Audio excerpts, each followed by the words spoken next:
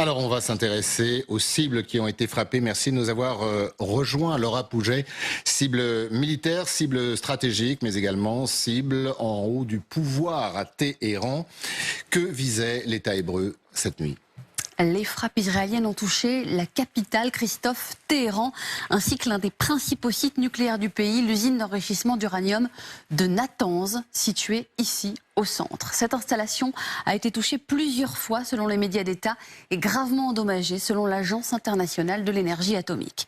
Des explosions ont également retenti à Tabriz, au nord, à proximité d'un centre de recherche nucléaire. Le réacteur à eau d'Arak, destiné à produire du plutonium, ici un peu plus au sud, a également été touché.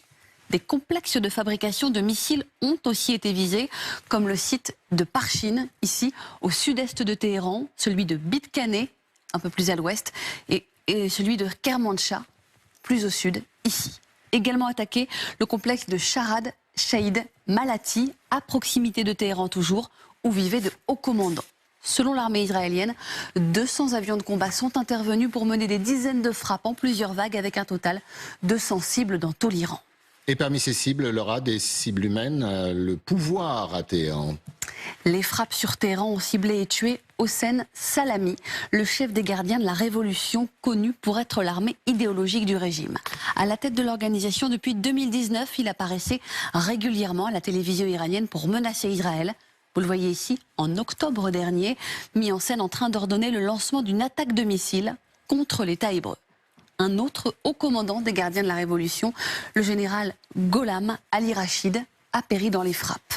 Et parmi les autres cibles visées et atteintes, le chef d'état-major des armées, Mohammad Bagheri, annoncé mort par la télévision d'État. Il était le deuxième commandant du pays après l'ayatollah Khamenei. C'est aussi son rôle dans le développement du programme de missiles iranien qu'il avait mis dans le viseur d'Israël. Enfin, plusieurs scientifiques ont été tués. Au moins 6, rapportent pour l'instant les médias du pays. Parmi eux, Feredoun Abazi, ancien directeur de l'Organisation de l'énergie atomique d'Iran. Il avait rejoint le corps des gardiens de la Révolution et il était considéré comme une des figures clés du programme nucléaire iranien. Merci beaucoup, Laura, pour toutes ces précisions.